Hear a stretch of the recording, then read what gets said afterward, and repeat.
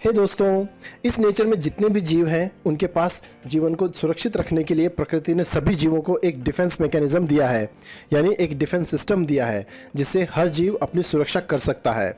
स्वयं को किसी का शिकार होने से बचने के लिए अब इस कैमेलियन छिपकली को ही देख लो। ये खुद को बचाने के लिए अलग अलग भेष धारण करके खुद की रक्षा करता है। ये जिस भी चीज़ को देखता है या जिस भी चीज़ पर अपने पैर रखता है उसी का रंग धारण कर लेता है। चलिए, कैमेलियन छिपकली को नहीं देखा होगा पर गिरगिट को तो देखा ही होगा, और ये भी देखा होगा कि वो कैसे रंग बदलता है। प्रकृति में जितने भी जीव हैं जिनके पास माउथ है वो बाइट कर सकते हैं, यानी वो काट सकते हैं अपनी सुरक्षा के लिए। अब जैसे घरों में रहने वाली छिपकली को ही ले लीजिए, इसके पास भी मुंह है और ये बाइट भी कर सकती है। खैर, आपने तो देखा ही होगा कि छिपकली कैसे कॉकरोच जैसे कीड़े मकोड़े को खाती है, और ये हम मनुष्य को भी बाइट कर सकती है। पर क्या ये छिपकली जब हम मनुष्य को बाइट करेगी तो क्या हम मनुष्यों की मौत हो जाएगी इससे? वो क्या है ना, रेप्टाइल्स तो जहरीले होते ही हैं, और जैसे कि आपने कई खबरें सुनी होंगी कि दूध में छिपकली गिर जाने से परिवार के कई सदस्यों की मौत हो गई। इस छिपकली को छूना मत, जहरीली होती है। और भाई, सबसे ख़राब समय जब आपको बाथरूम जाना हो और वहाँ पर छिपकली हो, आप उसको भगाने के लिए तरह तरह के हथकंडे अपनाते हैं, जैसे पानी के छींटे मारकर छिपकली को भगाने का प्रयास करते हैं। और ये चीज़ तो भारत के हर घर में होती है। वो क्या है ना, दक्षिण एशिया दीवार पर रहने वाली छिपकलियों का घर है, और हम इस छिपकली को तो जहरीला समझते हैं। पर भाई, क्या सच में ये छिपकली जहरीली होती है? क्या अगर ये छिपकली दूध में गिर जाए तो दूध जहरीला हो जाता है?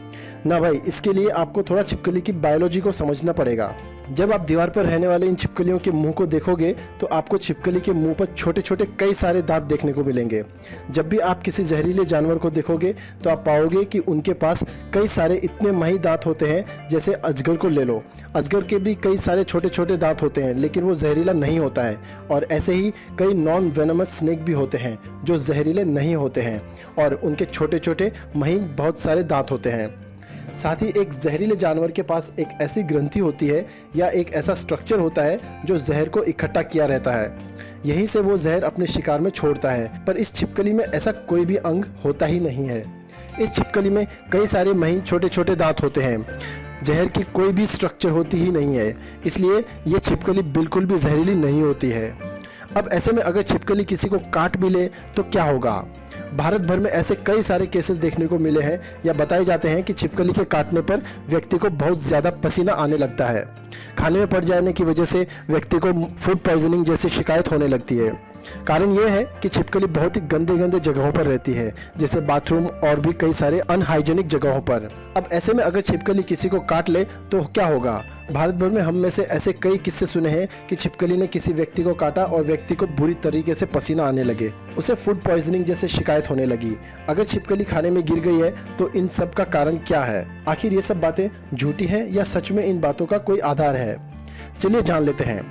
दरअसल छिपकली बहुत ही गंदी गंदी जगहों पर रहती है, जैसे बाथरूम में, और भी ऐसे कई अनहाइजीनिक जगहों पर ये छिपकली आती जाती रहती है, जिसके कारण इस छिपकली के ऊपर कई सारे पैथोजेंस जैसे बैक्टीरिया, वायरस, इन सभी कीटाणुओं का घर बन जाता है। इसको छोड़ दिया मतलब जर्म्स का ट्रांसमिशन आप तक तुरंत ही हो जाएगा। अगर आपको कोई छिपकली काट लेगी तो संभव है कि किसी खास तरह के बैक्टीरिया या वायरस से आपके शरीर में एंट्री कर जाएगा और आप बीमार पड़ जाएंगे, या कुछ और सिस्टम आपको देखने को मिलेगा। अब जैसे चमगादड़ कई सारे वायरस का घर होता है, ठीक उसी तरह से छिपकलियां भी कई सारे पैथोजेंस का घर होती है। ये छिपकली अगर किसी के खाने में गिर गई तो समझ जाइए कि वो खाने भर में बैक्टीरिया और वायरस जैसी चीज़ों को फैला देगी, और अगर आप इस तरह के भोजन को खाओगे तो आपको फूड पॉइजनिंग हो सकता है कुछ सीरियस इन्फेक्शन भी हो जाए।